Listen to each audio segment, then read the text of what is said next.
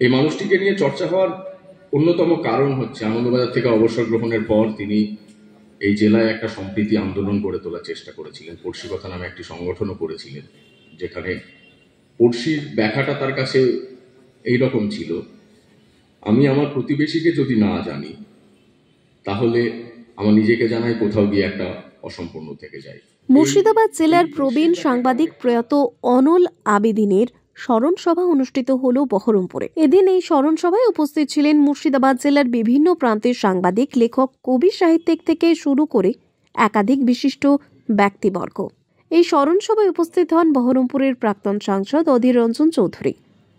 প্রয়াত বিশিষ্ট সাংবাদিক অনল আবেদিন বিভিন্ন লেখা ও তার নানান কার্যকলাপ আলোচনা করা হয় এদিন। জেলার বিশিষ্ট সাংবাদিক প্রদীপ দে নতুন প্রজন্মের সাংবাদিকদের কাছে তুলে ধরলেন অনল বাবুর কথা।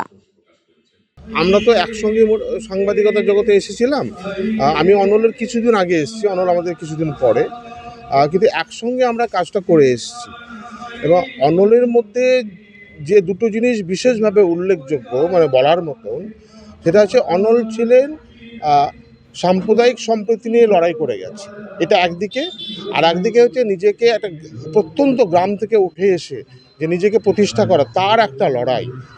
মানে এই দুটো জিনিস অনলেরকে বলার জন্য, এবং যেটা আগামী দিনের প্রজন্ম, যারা নতুন যারা সাংবাদিকরা যে আসবেন, তাদেরকে এটা শিক্ষণীয় খুব।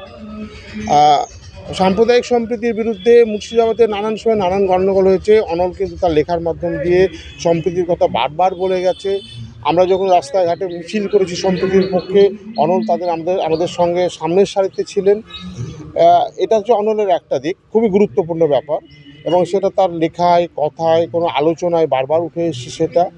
তেমনি এই যে একটা ইসলামপুরের মতো একটা প্রত্যন্ত গ্রাম থেকে, সেখান থেকে উঠে এসেছে, এবং উঠে এসে একটা কলকাতার একটা অন্যতম যে প্রাতিষ্ঠানিক কাগজ, সেখানে বছরের পর বছর ধরে কাজ করে গেছে এবং নানান প্রতিকূলতার সঙ্গে করে নিজেকে প্রতিষ্ঠা করেছে। এই যে ব্যাপারটা, মানে আমাকে দাঁড়াতে গেলে আমাকে লড়াই করতে হবে, নিজের স্বাধিকার অর্জন করতে হবে, এই ব্যাপারটা অনলের মধ্যে খুব ছিল। এবং সেই কারণে অনল চলে গেছে সেপ্টেম্বর মাসের দিকে। এটা আমাদের বহরমপুরের সাংবাদিকতা জগতে একটা চরম ক্ষতি।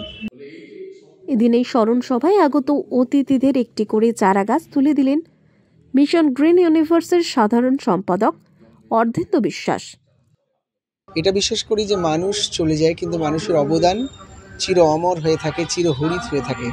সেই বিষয়কে মাথায় রেখে আজকে আমরা তার স্মরণে এখানটা আমরা এখানে আগত সকলকে একটি করে চারা গাছ উপহার দিচ্ছি।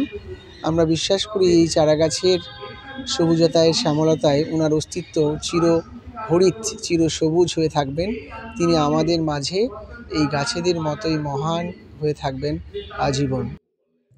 অনলবাবু থাকবে আপমর মুর্শিদাবাদ জেলাবাসীর মনে, থাকবে বিভিন্ন সাংবাদিকদের কলমে কলমে।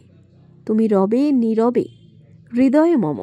আইটিভি নেটওয়ার্কের পক্ষ থেকে অনলবাবুর বিদ্রোহী আত্মার শান্তি কামনার্থে সশ্রদ্ধ প্রণাম। আপনি ভালো থাকবেন, সুস্থ থাকবেন এবং সর্বদা থাকবেন আমাদের মনে।